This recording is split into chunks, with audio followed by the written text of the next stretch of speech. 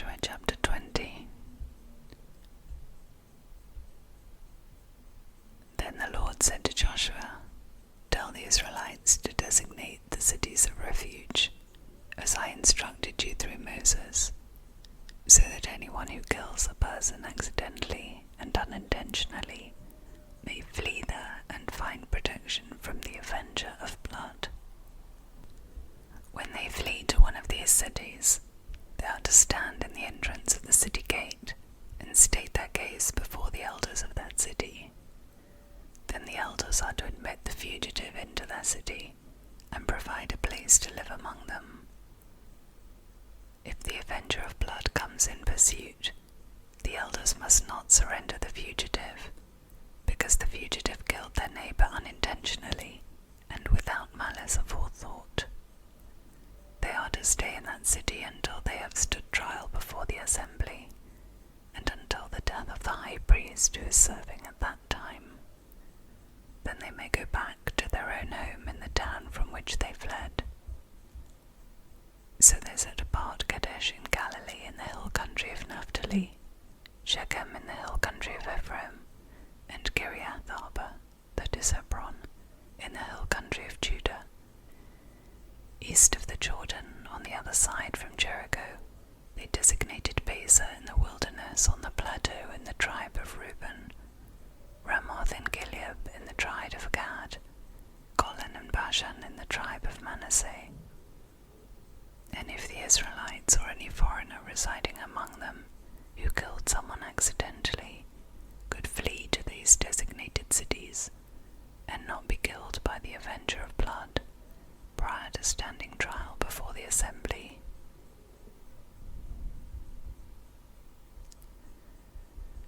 Now the heads of the Levites approached Eleazar the priest, Joshua son of Nun, and the heads of the other tribal families of Israel at Shiloh in Canaan, and said to them, "The Lord commanded through Moses that you give us towns to live in, with pasture lands for our livestock." So as the Lord had commanded, the Israelites gave the Levites the following towns and pasture lands out of their own inheritance. The first lot came out for the Kohathites, according to their clans. The Levites, who were descendants of Aaron the priest, were allotted 13 towns from the tribes of Judah, Simeon, and Benjamin. The rest of Kohath's descendants were allotted 10 towns from the clans of the tribes of Ephraim, Dan, and half of Manasseh. The descendants of Gershon were allotted 13 towns from the clans of the tribes of Issachar, Asher, Naphtali, and the half-tribe of Manasseh and Bashan. The descendants of Merari, according to their clans, received 12 towns from the tribes of Reuben, Gad, and Zebulun. So the Israelites allotted to the Levites these towns and their pasture lands, as the Lord had commanded through Moses. From the tribes of Judah and Simeon they allotted the following towns by name. These towns were assigned to the descendants of Aaron, who were from the Kohathite clans of the Levites, because the first lot fell to them. They gave them Kiriath Arba, that is Hebron, with its surrounding pasture land, in the hill country of Judah. Arba was the forefather of Anak. But the fields and villages around the city they had given to Caleb son of Jephunneh as his possession. So to the descendants of Aaron the priest they gave Hebron, a city of refuge for one accused of murder, Libnah, Jatir, Eshtemoa, Holon, Debir, Ain, Judah, and Bethshemesh, together with their pasture lands, 9 towns from these 2 tribes. And from the tribe of Benjamin they gave them Gibeon, Geba, Anathoth, and Dalman, together with their pasture lands, 4 towns. The total number of towns for the priests, the descendants of Aaron, came to 13, together with their pasture lands. The rest of the Kohathite clans of the Levites were allotted towns from the tribe of Ephraim. In the hill country of Ephraim they were given Shechem, a city of refuge for one accused of murder, and Gaza, Gibbsheim, and Beth-horon, together with their pasture lands, 4 towns. Also from the tribe of Dan they received Elkadah, Gibbethon, Aijalon, and Gathrimmon, together with their pasture lands, 4 towns. From half the tribe of Manasseh they received Taanach and Gathrimmon, together with their pasture lands, 2 towns. All these 10 towns and their pasture lands were given to the rest of the Kohathite clans. The Levite clans of the Gershonites were given, from the half-tribe of Manasseh, Golan and Bashan, a city of refuge for one accused of murder, and Beeshterah, together with their pasture lands, 2 towns. From the tribe of Issachar, Gishion, Dabaroth, Jarmuth, and En-Ganim, together with their pasture lands, 4 towns. From the tribe of Asher, Mishal, Abdon, Helkath, and Rehob, together with their pasture lands, 4 towns. From the tribe of Naphtali, Kedesh in Galilee, a city of refuge for one accused of murder, Hamoth-tor and Kardon, together with their pasture lands, 3 towns. The total number of towns of the Gershonite clans came to 13, together with their pasture lands. The Merarite clans, the rest of the Levites, were given, from the tribe of Zebulun, Gogneam, Kartar, Dimnah, and Nahalal, together with their pasture lands, 4 towns. From the tribe of Reuben, Bezer, Jahaz, Kedemoth, and Mephath, together with their pasture lands, 4 towns. From the tribe of Gad, Ramoth and Gilead, a city of refuge for one accused of murder, Mahanaim, Heshbon, and Jazer, together with their pasture lands, 4 towns in all. The total number of towns allotted to the Merarite clans, who were the rest of the Levites, came to 12. The towns of the Levites in the territory held by the Israelites were 48 in all, together with their pasture lands. Each of these towns had pasture lands surrounding it. This was true for all these towns. So the Lord gave Israel all the land he had sworn to give their ancestors, and they took possession of it and settled there. The Lord gave them rest on every side, just as he had sworn to their ancestors. Not one of their enemies withstood them. The Lord gave all their enemies into their hands. Not one of all the Lord's good promises to Israel failed. Every one was fulfilled.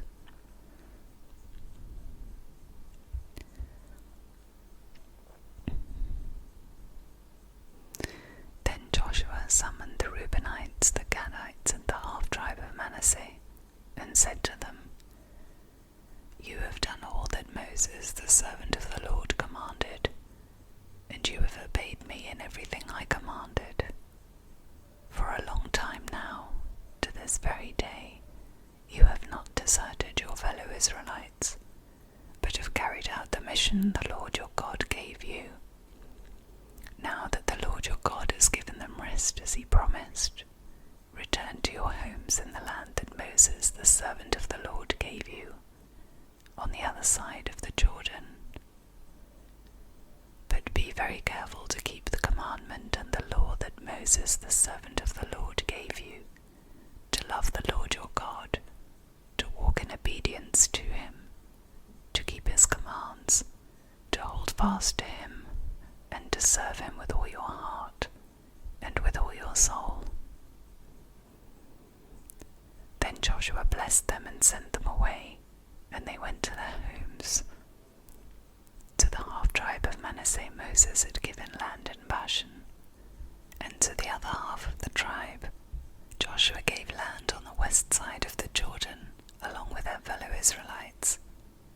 When Joshua sent them home, he blessed them, saying, "Return to your homes with great wealth, with large herds of livestock, with silver, gold, and bronze, and iron, and a great quantity of clothing, and divide the plunder from your enemies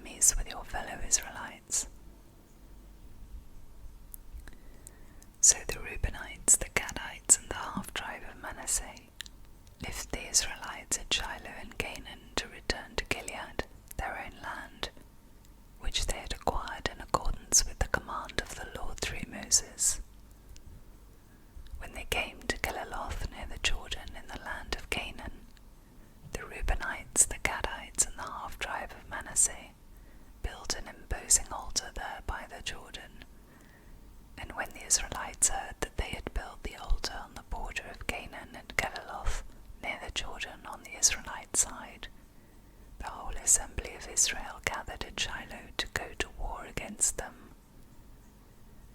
So the Israelites sent Phinehas, son of Eleazar the priest, to the land of Gilead, to Reuben, Gad, and the half-tribe of Manasseh. With him they sent 10 of the chief men, one of each of the tribes of Israel, each the head of a family division among the Israelite clans. When they went to Gilead, to Reuben, Gad, and the half-tribe of Manasseh, they said to them, "The whole assembly of the Lord says, how could you break faith with the Lord of Israel like this? How could you turn away from the Lord and build yourselves an altar in rebellion against him now? Was not the sin of Peor enough for us? Up to this very day we have not cleansed ourselves from that sin, even though a plague fell on the community of the Lord. And are you now returning away from the Lord? If you rebel against the Lord today, tomorrow he will be angry with the whole community of Israel. If the land you possess is defiled, come over to the Lord's land, where the Lord's tabernacle stands, and share the land with us. But do not rebel against the Lord or against us by building an altar for yourselves, other than the altar of the Lord our God." When Achan son of Zerah was unfaithful in regard to the devoted things, did not wrath come on the whole community of Israel? He was not the only one who died for his sin. Then Reuben, Gad, and the half-tribe of Manasseh replied to the heads of the clans of Israel, "The mighty one, God, the Lord, the mighty one, God, the Lord, he knows. And let Israel know, if this has been in rebellion or disobedience to the Lord, do not spare us this day. If we have built our own altar to turn away from the Lord, and to offer burnt offerings and grain offerings, or to sacrifice fellowship offerings on it, may the Lord himself call us to account. No, we did it for fear that someday your descendants might say to ours, 'What do you have to do with the Lord, the God of Israel? The Lord has made the Jordan a boundary between us and you, you Reubenites and Gadites. You have no share in the Lord.' So your descendants might cause ours to stop fearing the Lord. That is why we said, 'Let us get ready and build an altar,' but not for burnt offerings or sacrifices. On the contrary, it is to be a witness between us and you and the generations that follow, that we will worship the Lord at his sanctuary with our burnt offerings, sacrifices, and fellowship offerings. Then in the future your descendants will not be able to say to ours, 'You have no share in the Lord.'" And we said, "If they ever say this to us, or to our descendants, we will answer, 'Look at the replica of the Lord's altar, which our ancestors built, not for burnt offerings and sacrifices, but as a witness between us and you.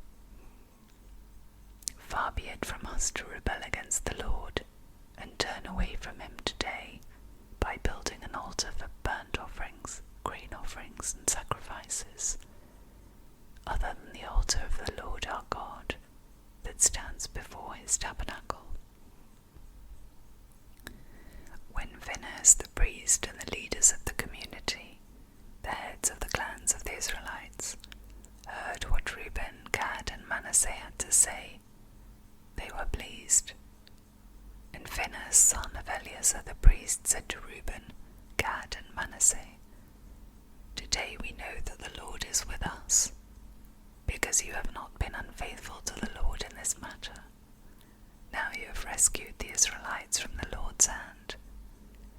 Then Phinehas, son of Eleazar the priest, and the leaders returned to Canaan from their meeting with the Reubenites and Gadites in Gilead, and reported to the Israelites. They were glad to hear the report and praised God, and they talked no more about going to war against them to devastate the country where the Reubenites and the Gadites lived. And the Reubenites and the Gadites gave the altar this name, a witness between us, that the Lord is God.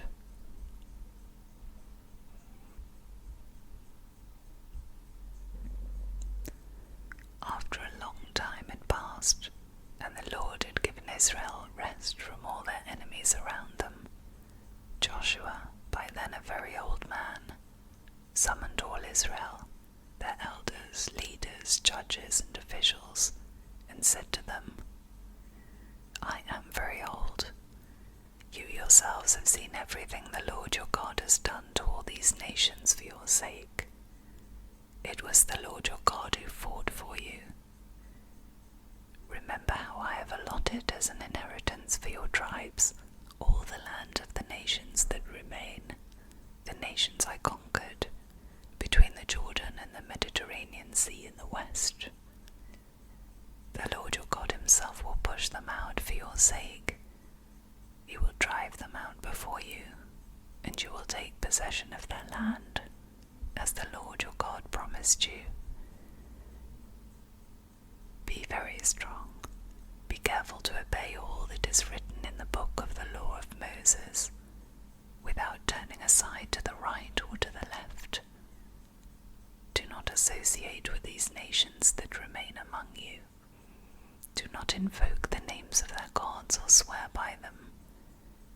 You must not serve them or bow down to them, but you are to hold fast to the Lord your God, as you have until now. The Lord has driven out before you great and powerful nations. To this day no one has been able to withstand you. One of you routs 1,000, because the Lord your God fights for you, just as he promised. So be very careful to love the Lord your God. But if you turn away and ally yourselves with the survivors of these nations that remain among you, and if you intermarry with them and associate with them, then you may be sure that the Lord your God will no longer drive out these nations before you. Instead there will come snares and traps for you, whips on your backs and thorns in your eyes, until you perish from this good land, which the Lord your God has given you. Now I am about to go the way of all the earth. You know with all your heart and soul that not one of all the good promises the Lord your God gave you has failed. Every promise has been fulfilled, not one has failed. But just as all the good things the Lord your God has promised you have come to you, so he will bring on you all the evil things he has threatened, until the Lord your God has destroyed you from this good land he has given you. If you violate the covenant of the Lord your God, which he commanded you, and go and serve other gods and bow down to them, the Lord's anger will burn against you, and you will quickly perish from the good land he has given you.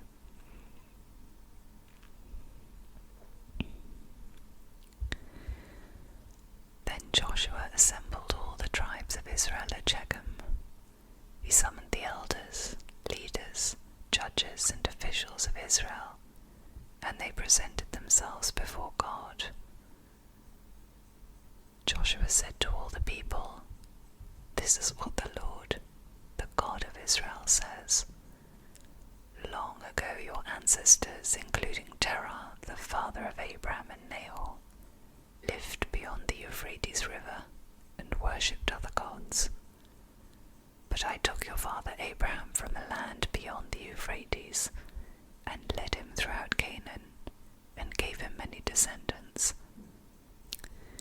gave him Isaac, and to Isaac I gave Jacob and Esau. I assigned the hill country of Seir to Esau, but Jacob and his family went down to Egypt. Then I sent Moses and Aaron, and I inflicted the Egyptians by what I did there, and I brought you out. When I brought your people out of Egypt, you came to the sea, and the Egyptians pursued them with chariots and horsemen as far as the Red Sea. But they cried to the Lord for help, and he put darkness between you and the Egyptians. He brought the sea over them and covered them. You saw with your own eyes what I did to the Egyptians. Then you lived in the wilderness for a long time. I brought you to the land of the Amorites who lived east of the Jordan. They fought against you, but I gave them into your hands. I destroyed them from before you, and you took possession of their land.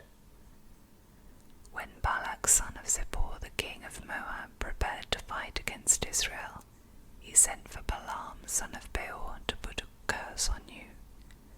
But I would not listen to Balaam, so he blessed you again and again, and I delivered you out of his hand. Then you crossed the Jordan and came to Jericho. The citizens of Jericho fought against you, as did also the Amorites, Perizzites, Canaanites, Hittites, Girgashites, Hivites, and Jebusites. But I gave them into your hands. I sent the hornet ahead of you, which drove them out before you, also the 2 Amorite kings. You did not do it with your own sword and bow. So I gave you a land on which you did not toil, and cities you did not build, and you live in them and eat from vineyards and olive groves that you did not plant. Now fear the Lord, and serve him with all faithfulness. Throw away the gods your ancestors worshipped beyond the Euphrates River and in Egypt, and serve the Lord. But if serving the Lord seems undesirable to you, then choose for yourselves this day whom you will serve, whether the gods your ancestors served beyond the Euphrates, or the gods of the Amorites, in whose land you are living. But as for me and my household, we will serve the Lord. Then the people answered, Far be it from us to forsake the Lord to serve other gods. It was the Lord our God himself who brought us and our parents up out of Egypt, from that land of slavery, and performed those great signs before our eyes. He protected us on our entire journey, and among all the nations through which we travelled. And the Lord drove out before us all the nations, including the Amorites who lived in the land. We too will serve the Lord, because he is our God. Joshua said to the people, You are not able to serve the Lord. He is a holy God. He is a jealous God. He will not forgive your rebellion and your sins. If you forsake the Lord and serve foreign gods, he will turn and bring disaster on you, and make an end of you, after he has been good to you. But the people said to Joshua, No, we will serve the Lord. Then Joshua said, You are witnesses against yourselves, that you have chosen to serve the Lord. Yes, we are witnesses, they replied. Now then, said Joshua, throw away the foreign gods that are among you, and yield your hearts to the Lord, the God of Israel. And the people said to Joshua, We will serve the Lord our God and obey him. On that day Joshua made a covenant for the people, and there at Shechem he reaffirmed for them decrees and laws. And Joshua recorded these things in the book of the law of God. Then he took a large stone and and set it up there under the oak, near the holy place of the Lord. See, he said to all the people, this stone will be a witness against us. It has heard all the words the Lord has said to us. It will be a witness against you if you are untrue to your God. Then Joshua dismissed the people, each to their own inheritance. After these things, Joshua son of Nun, the servant of the Lord, died at the age of 110, and they buried him in the land of his inheritance, at Timnath-serah, in the hill country of Ephraim, north of Mount Gaash. Israel served the Lord throughout the lifetime of Joshua, and of the elders who outlived him, and who had experienced everything the Lord had done for Israel. And Joseph's bones, which the Israelites had brought up from Egypt, were buried at Shechem, in the tract of land that Jacob bought for 100 pieces of silver from the sons of Hamor, the father of Shechem. This became the inheritance of Joseph's descendants. And Eleazar son of Aaron died, and was buried